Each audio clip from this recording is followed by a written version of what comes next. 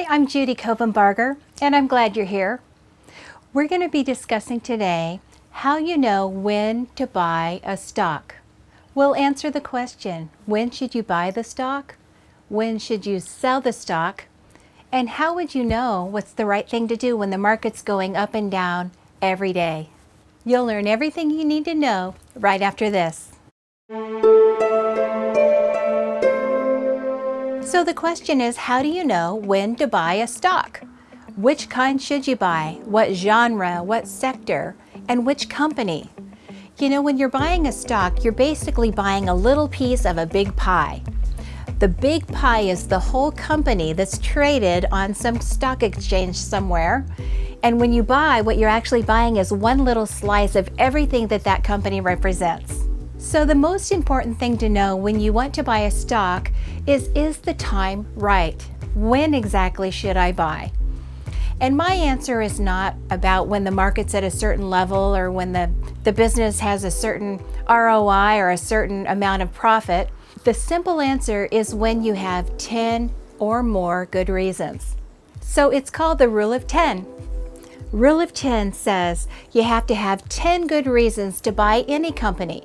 Let's imagine that you were going to buy a widget company, you were going to buy a transportation company, you were going to buy a distribution company, or some great service company out there, maybe in the banking arena.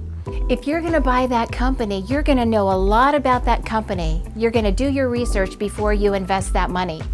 You're going to want to know what's happened historically with that company, what's going to happen in the projections that are out there, what's happening with the competition. What kind of widgets do they make? Where are they placed in their sector? What's happened in the sector in the last 30 days, 90 days, year? What's going on with the leadership? How is the culture in their company affecting their bottom line? What do the leaders say about the projections and how do they lead the company into a profitable future? These are some of the 10 elements of any decision that you want to consider when you're going to buy a stock. Because when you're buying that little slice of company, that little stock, you're actually buying the whole company, just a small portion of it. So the same is true when you're going to sell a stock.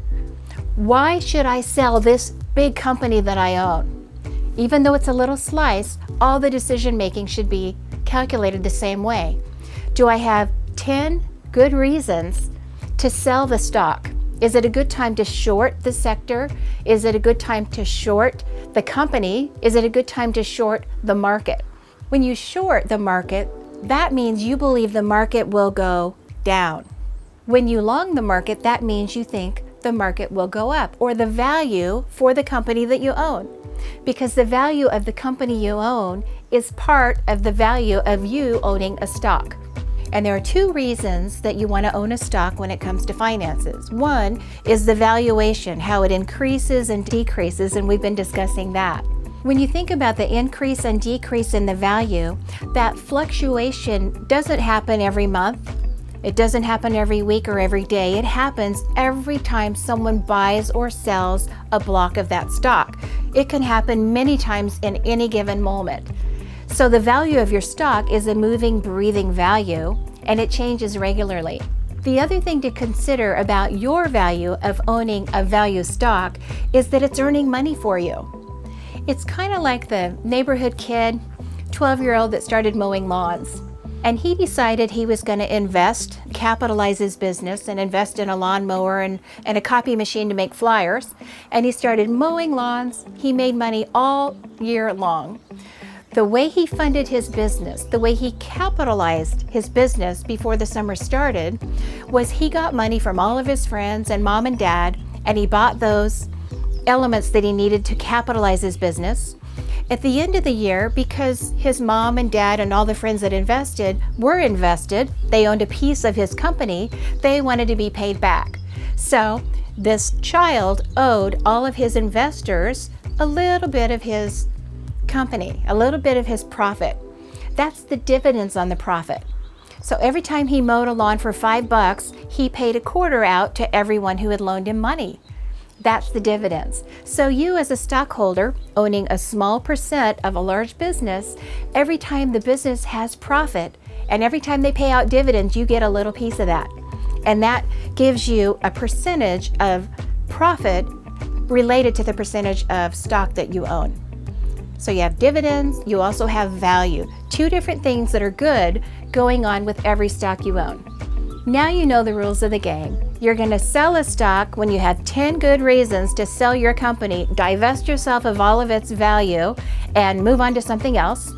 And when you want to buy a stock, you need to have 10 good reasons to do so. So this morning I had an early call, and it was from a client who wanted to buy some stock in a certain account, and he wanted to put a lot of money into one stock. It happened to be cruise lines.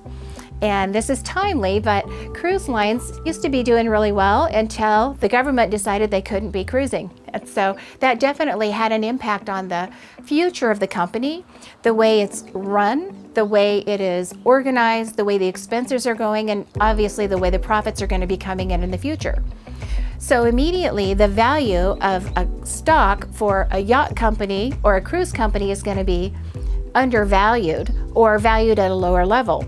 So the question is from him, should I be buying stock in a certain cruise line or in cruise lines at all? What's going to happen? And so guess what I did? I got him on video on the phone and I went like that.